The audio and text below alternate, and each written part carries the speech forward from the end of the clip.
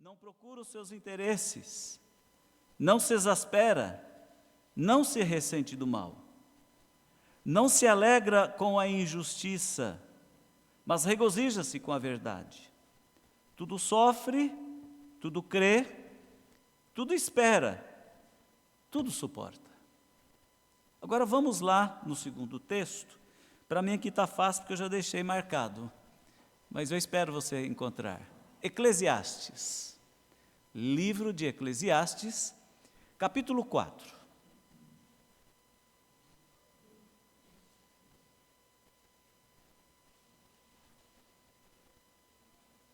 Eclesiastes 4, do versículo 9 ao versículo 12.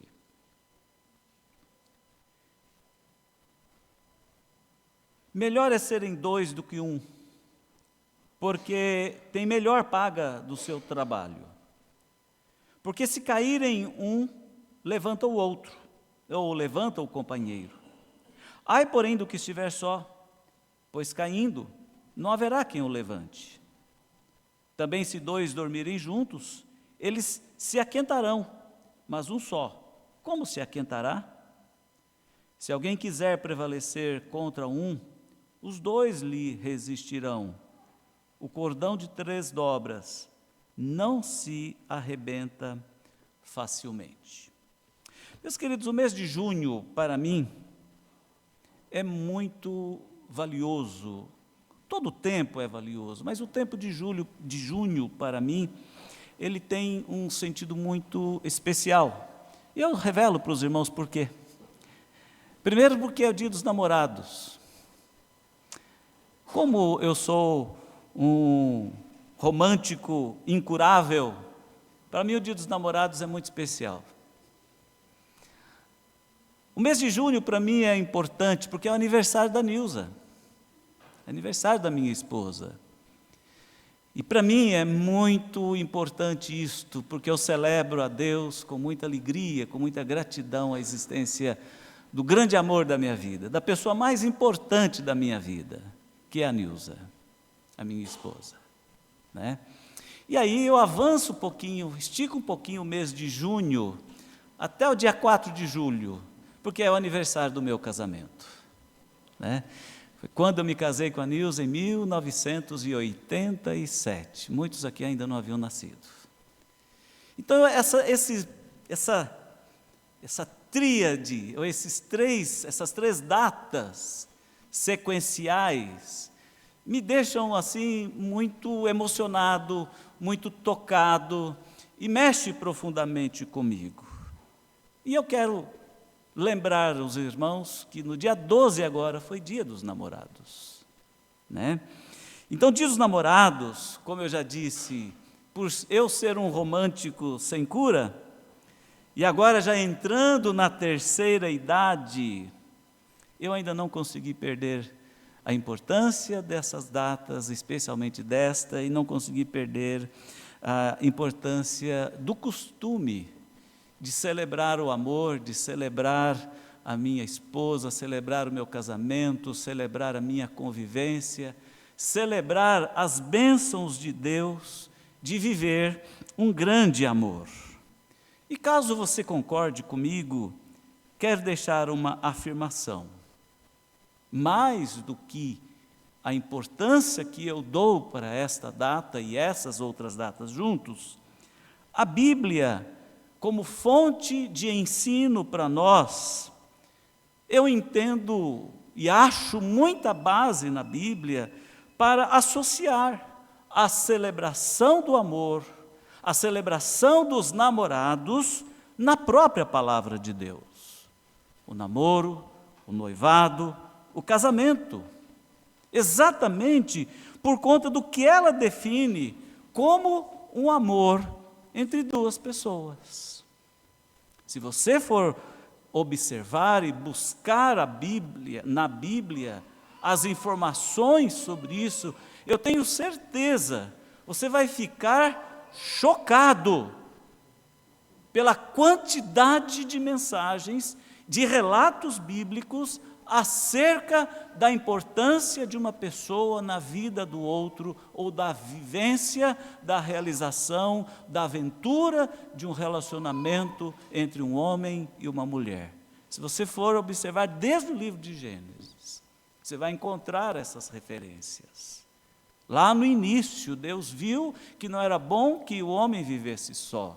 E Ele então fez a mulher e assim tornou o ser humano, o homem, a humanidade completa. É um ato de Deus fazer-nos sermos completos e vivermos em completude de vida as melhores fases da nossa vida, os melhores momentos da nossa existência e as mais importantes realizações humanas. Eu posso destacar que no propósito de Deus, Ele faz-nos sermos dois, homem e mulher, para sermos completados, para nas nossas realizações sermos prósperos, para construirmos um patrimônio, para ajudarmos e apoiarmos um ao outro, para termos filhos, para termos os melhores momentos de prazer, de satisfação e de contentamento na existência. E aqui eu quero deixar o meu testemunho pessoal. Eu não troco o meu tempo de casado pelo meu tempo de solteiro. Eu não troco o meu tempo com a minha esposa, com os meus filhos, com a minha família, pelo meu tempo de casado. E espero e peço a Deus que torne os meus anos longos anos, mais do que eu já vivi, com os meus 60, quase 61 anos. Anos ainda em que eu possa desfrutar da companheira que Ele me deu e viver intensamente esta realidade com ela. Então, ao olharmos para a Bíblia um pouco mais, específica e objetivamente, dentro dos dois textos que nós lemos, eles destacam a importância de dois serem melhores do que um, com a ajuda um do outro. Eles destacam como que deve ser esta relação, uma relação vivida no mais intenso e profundo significado e sentido da existência, que é o amor, que é esta convivência, que é esse relacionamento. E aqui eu quero aproveitar para citar umas outras passagens que testificam disso que eu estou falando. A Bíblia, ela, como eu disse, ela traz várias passagens que tratam desse assunto, como mensagem que vem nos mostrar o propósito de Deus para a nossa vida a dois. Alguns exemplos bíblicos sobre casamento, portanto. Gênesis 2, capítulo 24, nós podemos ler ali: por isso deixa o homem pai e mãe e se une à sua mulher, tornando-se os dois uma só carne. Esse versículo fala sobre o casamento como uma união íntima e completa, onde o casal se torna um único ser. Em Mateus 19, versículo 6, o Senhor Jesus Cristo, dentro dessa perspectiva, Ele diz: portanto, deixará o homem pai e mãe e se unirá à sua mulher, e serão os dois uma só carne. Vejam que o próprio Filho de Deus vem falar a respeito de casamento, a respeito de relacionamento entre um homem e uma mulher, confirmando que a união entre um homem e uma mulher como uma só carne é um propósito e um projeto estabelecido por Deus. Em Efésios, o apóstolo Paulo, no capítulo 5, versículo 22 e 23, ele diz assim: vós mulheres, e vejam que eu quero repetir aqui o que vem antes desta afirmação de Paulo no versículo 22 a 23, quando ao final do capítulo 24 ele vem falar sobre a subserviência de um para com o outro como crentes em Cristo Jesus. Então vamos entender bem esta fala quando ele diz sobre submissão aqui. Ele diz assim: vós mulheres, sujeitai-vos a vosso próprio marido como ao Senhor, porque o marido é a cabeça da mulher, como também Cristo a cabeça da igreja, e Ele é o Salvador do corpo. De sorte que, assim como a igreja está sujeita a Cristo, assim também as mulheres estejam em tudo sujeitas a seu próprio marido. E vós, maridos, amai vossas mulheres, como Cristo amou a sua igreja e a si mesmo se entregou por ela, deu a sua vida por ela. Maridos, morram pelas suas esposas. De acordo com a sujeição cristã, meus irmãos, essa passagem fala sobre o papel do marido e da esposa neste relacionamento amoroso. O marido deve amar a sua esposa como Cristo amou a igreja. E a esposa deve amar de tal forma que ela venha respeitar e submeter-se também ao seu marido. Sujeição cristã e com duas vias. Não só da mulher, mas uma submissão cristã completa. Lá no livro de Provérbios, capítulo 18, 22, o que acha uma esposa, acha o bem e alcançou a benevolência do Senhor.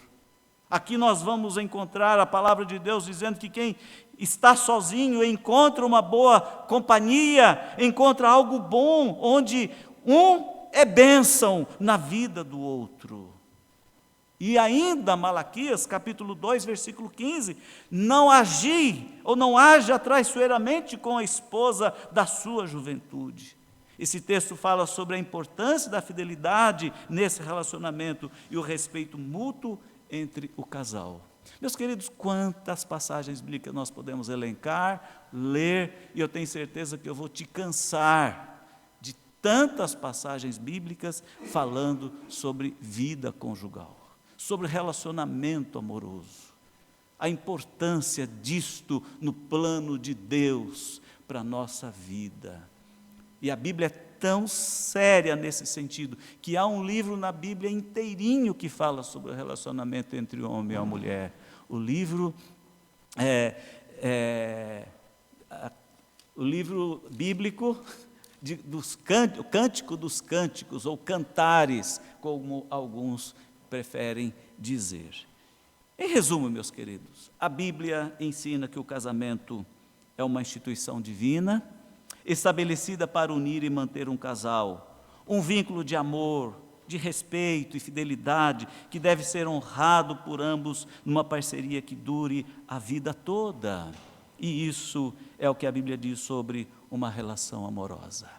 Por isso eu quero meditar com os irmãos, baseado nos dois textos, mas em todas essas referências bíblicas, nas demais que vamos encontrar que fala sobre o assunto, amor de namorados. Até quando deve existir? Até quando deve prevalecer? Até quando? Quando eu falo amor de namorado e pergunto até quando, eu estou me referindo ao tempo. E esse tempo pode ser o tempo em que nós, como casais, estamos nos relacionando, estamos nos convivendo, o tempo em que Deus preservar um ao outro com vida, o tempo em que juntos estão com saúde, estão aproveitando, o tempo do envelhecimento, o tempo na sua amplitude maior. Até quando? Até quando deve existir o amor de namorados entre marido e mulher, entre casais, entre um homem e uma mulher? Eu deixo essa pergunta como tema, como referência da nossa mensagem, porque eu tenho visto pessoas, casais, que vão envelhecendo juntos e que têm dito muitas vezes que o amor tem perdido o seu brilho. Tem afirmado que o relacionamento esfriou. Tem vivido a dois, porém, a tristeza de uma solidão a dois, juntos, porém separados. Eu tenho ouvido casais falarem e professarem e lamentarem com tristeza a dura e crua realidade de um relacionamento seco, sem sentido, como um terreno que deixou de ser fértil há muito tempo. Eu tenho visto e ouvido casais chorarem, porque o tempo passou, a virilidade acabou, a reclamação, a queixa, porque as marcas do tempo foram cruéis e foram difíceis. Por isso, o tema, amor de namorado, até quando? E então eu quero afirmar, meus queridos irmãos, em resposta a esta pergunta, que amor de namorados dura, resiste ao tempo, dependendo da forma como o casal se enxerga. E você que está casado, você que tem esposa, tem marido, você que está namorando, vocês que estão aí com um namoro cheio de planos, uma relação de namoro, quem está noivo, quem já é jovem ou quem ainda é jovem e quem já não é mais tão jovem. Como é que vocês têm se olhado? Como é que vocês têm considerado um ao outro? Como é que vocês têm tratado a vida conjugal de vocês? O relacionamento entre vocês? Quem está sozinho e planeja uma vida futura e deseja um relacionamento especial, bonito, abençoado, como é que você tem olhado para os rapazes? Como é que você tem olhado para as moças? Há poucos dias eu estava conversando com um irmão da igreja, não vou revelar o seu nome, e nós, na nossa franqueza, na nossa liberdade, eu falei para ele assim, puxa, eu ando estranhando muito o nosso tempo. Que tempo estranho esse que nós estamos vivendo, irmão. Que Deus homens, que Deus rapazes, que Deus homens jovens do nosso tempo, que tem deixado as moças, que tem procurado outros tipos estranhos, esquisitos de relacionamento. Onde estão os nossos jovens com a virilidade, com a força, com o desejo? Onde estão as nossas moças da mesma forma, com as suas virtudes, com as suas forças, com os seus sonhos, com os seus projetos? Onde estão essas pessoas? E o tempo está passando, e essas pessoas estão perdendo as oportunidades. E algumas pessoas têm perdido a noção, e se entregado a relacionamentos fúteis, relacionamentos gratuitos, estranhos, relacionamentos mal criados, e às vezes até relacionamentos de maus tratos, de violência, de uma subserviência equivocada. Onde estão as pessoas que não tomam mais a iniciativa, que estão com suas portas fechadas, que não têm deixado seus corações abertos, suas mentes abertas? Porque o que está acontecendo com o nosso tempo? E é isto que me toca para trazer uma mensagem como esta. Como nós estamos nos olhando? Precisamos nos enxergar, queridos. Eu espero que eu não seja uma aberração. Me apaixonei jovem, me apaixonei cedo. Eu quis um relacionamento o mais rápido que eu pudesse concretizá-lo. E olha, eu olho para trás, para o ano de 1987, quando eu ainda era muito jovem, quando eu me casei, e o meu tempo de namoro com a Nilza, mais de 4 anos, até que eu conseguisse reunir condições para poder dar os passos importantes, até ter dinheiro para comprar a aliança, e depois dinheiro para fazer o casamento, e dinheiro para construir, imobiliar uma casa, dinheiro para pagar o aluguel. E eu tive o privilégio de casar-me com a mulher da minha mocidade, da minha juventude, a mulher que me encantou, a jovem que mexeu com o meu coração. Que bom que ela não está aqui para ela não se sentir exposta na frente dos irmãos. Mas eu tive o privilégio de viver isto, e eu ansiava pelo meu casamento. Eu desejava ardentemente tomar uma atitude, seguir o meu caminho, deixar a casa de meu pai, deixar a casa de minha mãe e seguir adiante. E como foi bom, e como tem sido bom nesses anos todos que nós estamos juntos. Eu louvo a Deus, eu sou muito grato a Deus. E olha que eu não tinha nada. Eu era um matuto mineiro que veio do sítio lá do interior de Minas para a cidade grande e depois para uma cidade maior como a de São Paulo. Mas eu tinha sonhos, eu tinha confiança, eu tinha fé. Eu contava com Deus e cria nos propósitos de Deus, sabendo que Deus tinha promessas para serem cumpridas na minha vida e que Deus proveria. Eu me lembro quando eu cheguei e falei para o papai e para a mamãe: quero me casar. Meu pai falou: você sabe quem nós somos, você sabe que não tem dinheiro, você sabe que eu não posso te dar nada, você sabe que eu não posso pagar dívidas futuras, você sabe que eu não posso assumir suas responsabilidades. Você tem certeza disto? Eu falei: tenho. Você quer mesmo isso? Eu falei: quero. Filho, você tem uma vida segura aqui dentro de casa, você é jovem, quer ser pastor, você tem certeza disso? Eu falei: tenho. Então você conte com o meu presente, que vai ser o seu terno de casamento. Só. Nunca me deu um centavo, graças a Deus que eu não precisei. Deus foi fiel em todos os seus caminhos na nossa vida.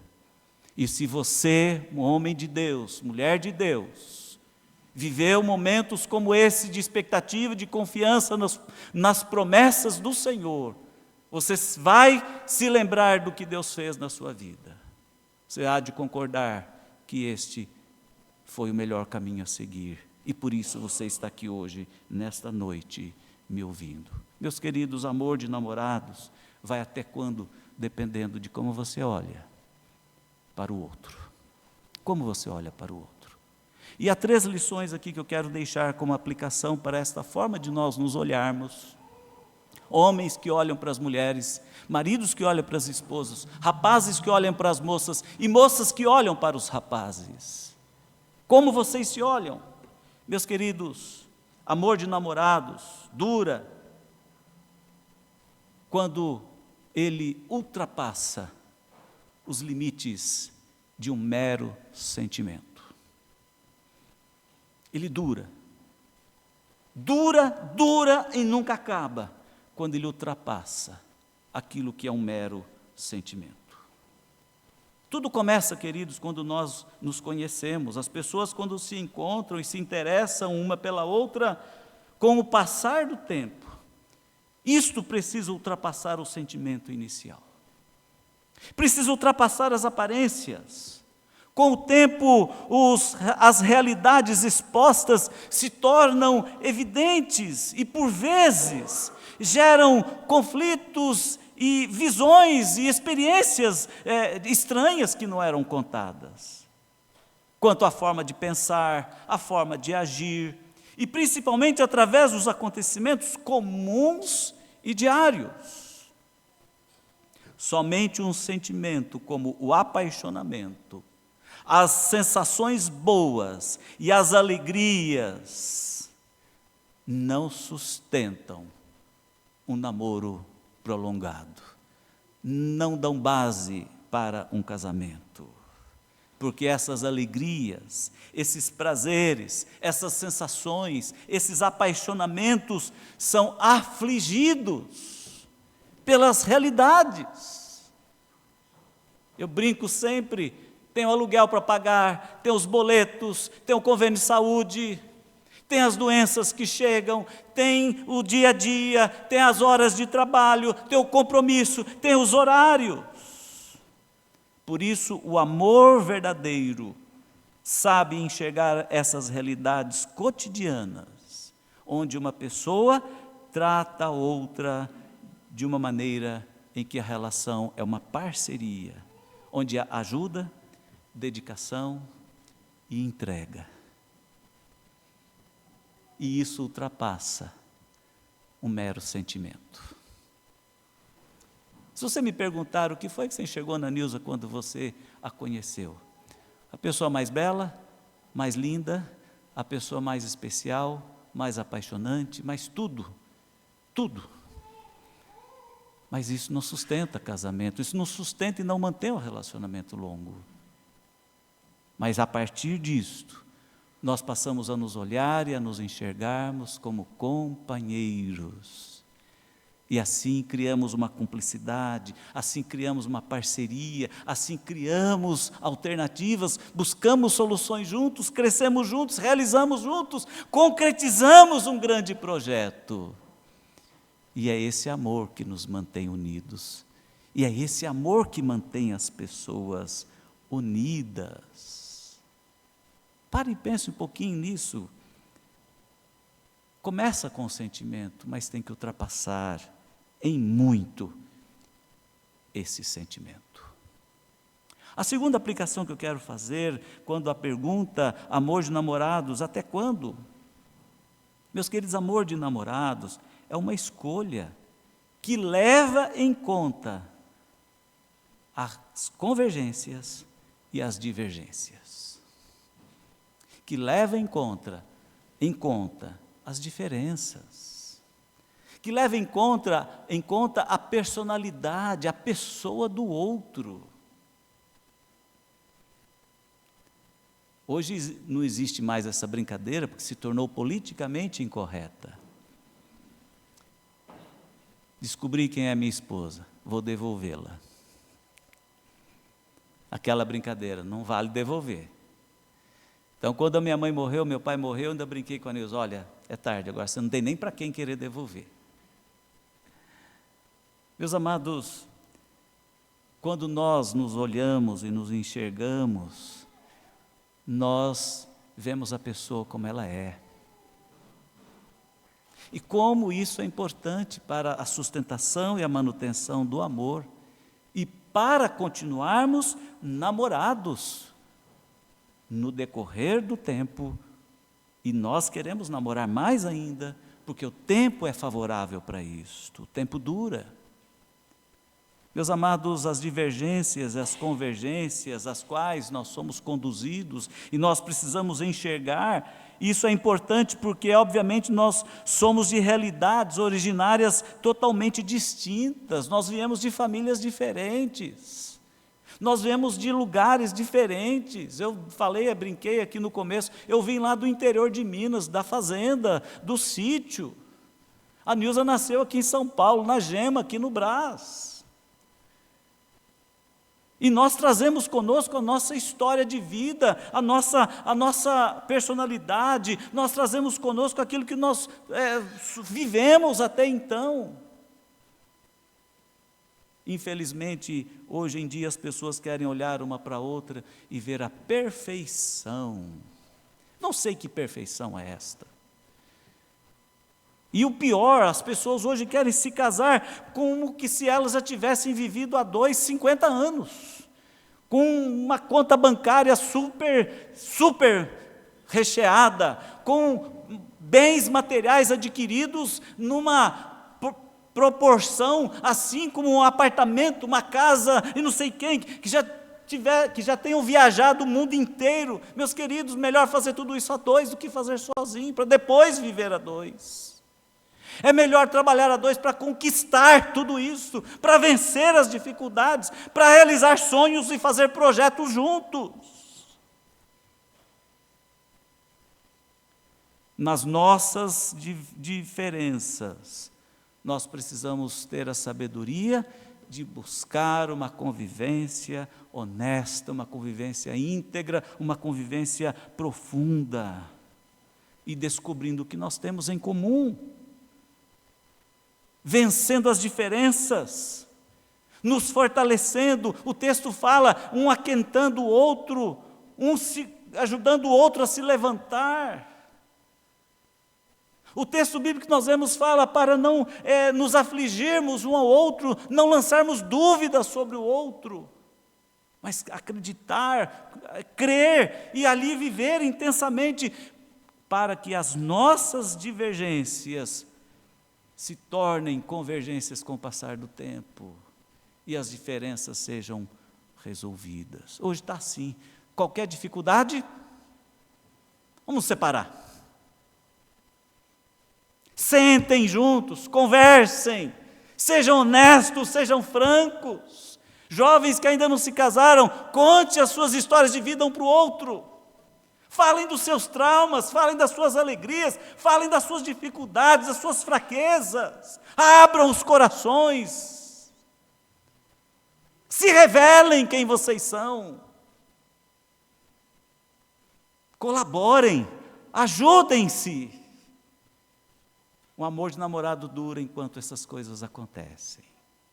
Quando deixam de acontecer, infelizmente, as pessoas vão perdendo as suas importâncias umas para as outras.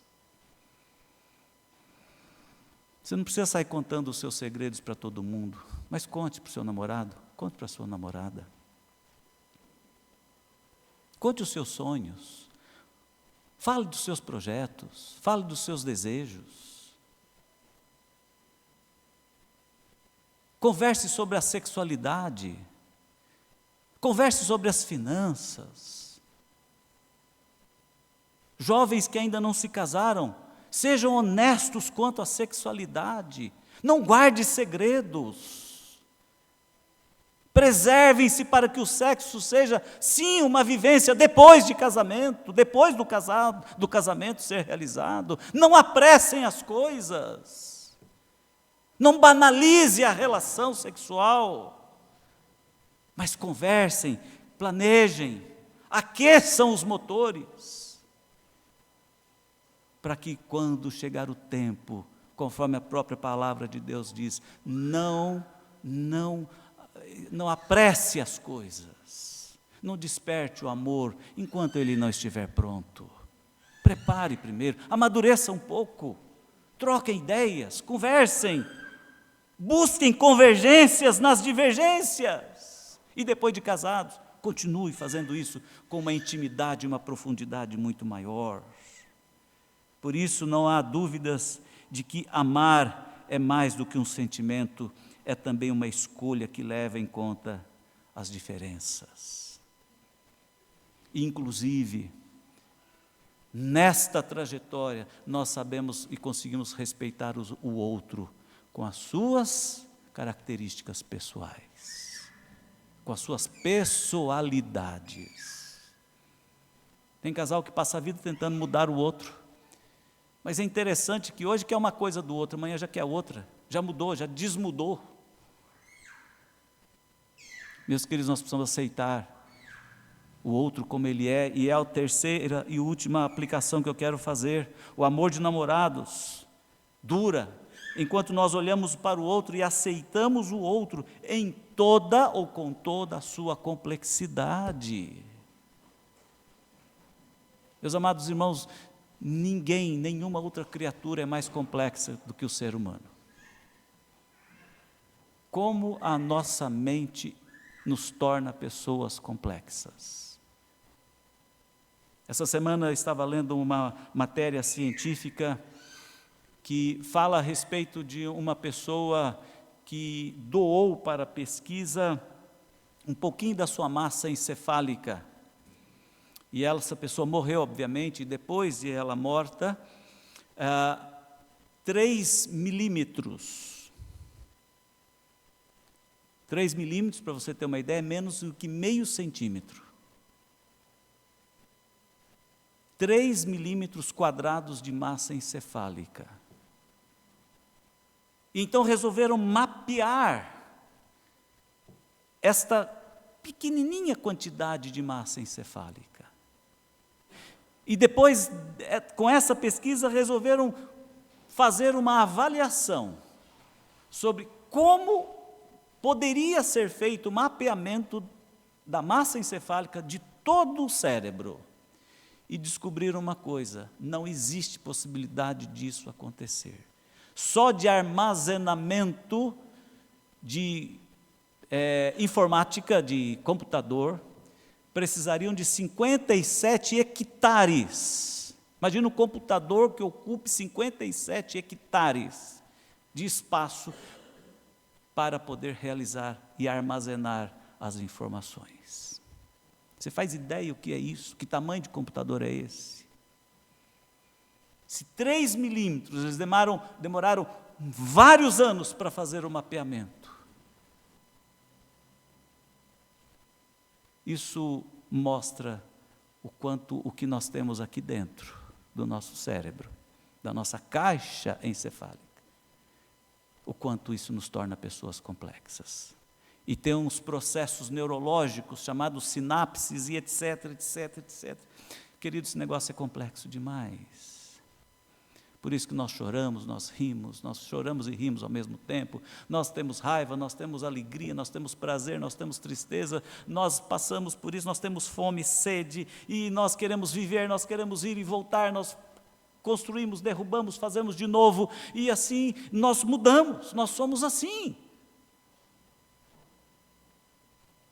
O namoro prolongado, que dura a vida toda, aceita o outro com toda a sua complexidade. E ao aceitar o outro com toda a sua complexidade, cuida do outro o tempo necessário. Paulo fala que um marido não deve maltratar a sua esposa, porque ela é da sua própria carne. Ninguém maltrata a sua própria carne. Antes, alimenta e dela cuida. Nós somos uma só carne quando nos unimos com a pessoa que nós escolhemos para ser nossa companhia. Nós nos unimos com ela.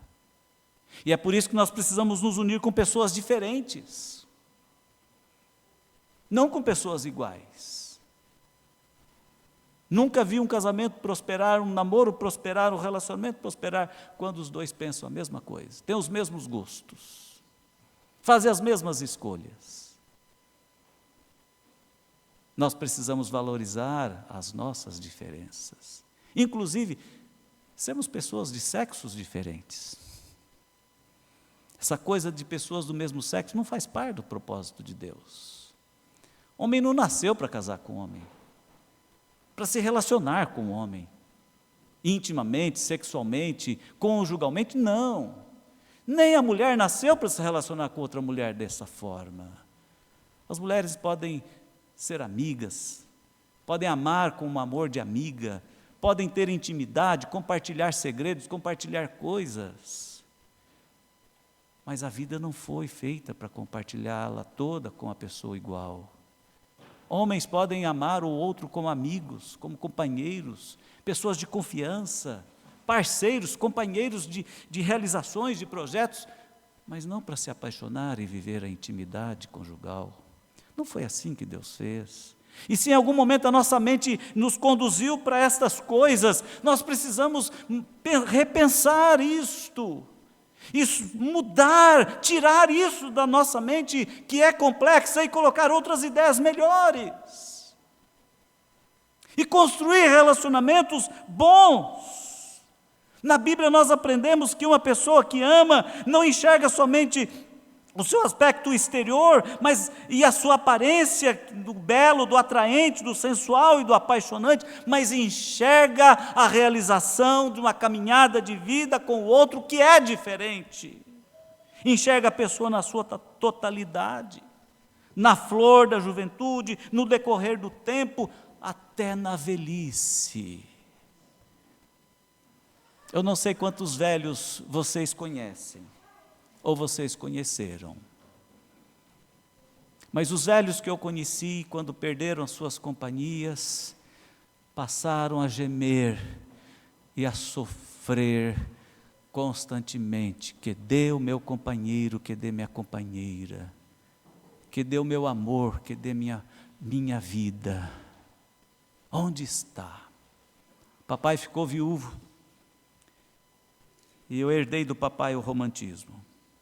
Papai era um homem muito romântico. Papai ficou viúvo. Ele chamava a mamãe o dia inteiro. Ele pedia pela mamãe o tempo todo. E a gente explicava para ele: pai, Deus levou mamãe. Ela agora mora no céu, pai. O senhor esqueceu? Ele fala assim: você não entende. Você ainda não entende. E realmente não consegui entender. Meus amados, amor de namorados dura a vida toda, quando nós aceitamos o outro na sua complexidade e fazemos dessa complexidade nosso aliado. não nossa disputa, não nosso desprazer, não nossa tristeza. Meus amados, eu quero concluir esta mensagem dizendo o seguinte: Deus deseja que você enxergue seu cônjuge, que é o seu namorado, a sua namorada, de forma mais profunda. Ele não é apenas o seu namorado, a sua companhia, seu namorado ou a sua namorada, não é apenas um rostinho bonitinho, e não pode ser. Existe uma história de vida além de muitas marcas. Esse é o desafio de amar do jeito que o outro é e o ajudar a melhorar naquilo que for necessário. O livro bíblico de Cantares nos apresenta um apelo entre dois jovens que se amam.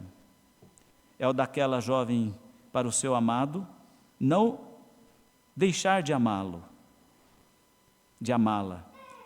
É daquele jovem para a sua amada,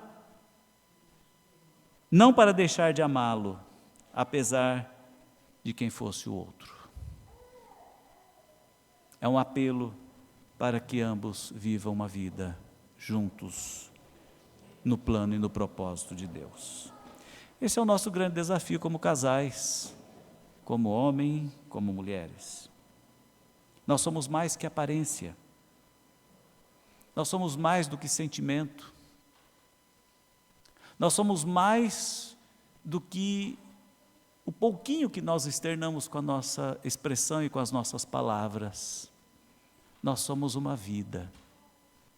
E a nossa vida é para ser compartilhada das melhores formas possíveis. Foi Deus que fez assim.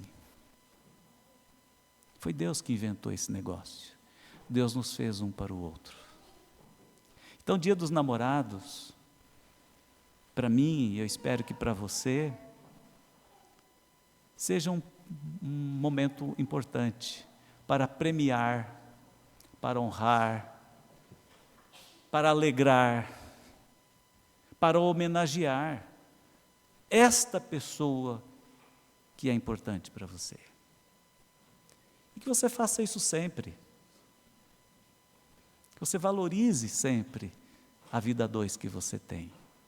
E você que já teve a vida a dois e que o tempo deixou outro propósito para você, lembre-se, Deus te deu a bênção de viver isto. E agora Deus te dá a bênção de viver uma outra história, um outro caminho, com as lembranças, com as recordações. E não me leve a mal, e aqui eu estou me apoiando no apóstolo Paulo, que fala para as viúvas e fala para os viúvos. Você pode ter um grande novo amor na sua vida, se Deus te der essa oportunidade. E se você quiser, que Deus te abençoe. E você que ainda tem seu namorado, a sua namorada, aproveite, porque Deus deu tempo para isto. Espero que esta mensagem que fala sobre vida a dois te abençoe, no sentido de você entender qual é o projeto de Deus para a sua vida, e entendendo que o amor de Deus pode ser refletido na sua vida, no seu relacionamento, conforme você aprendeu com Ele o que é amar. Porque Deus nos amou e derramou seu amor nos nossos corações, e Ele nos ensina a amar um ao outro. E que esse amor de Deus cure feridas, restaure onde precisa ser restaurado, dê alegria e graça durante o tempo que você viver, para a honra e glória do Senhor, para a sua felicidade, para a sua realização pessoal. Por isso, o Dia dos Namorados é importante. E que o Dia dos Namorados para você seja todos os dias, não só dia 12 de junho. Amém?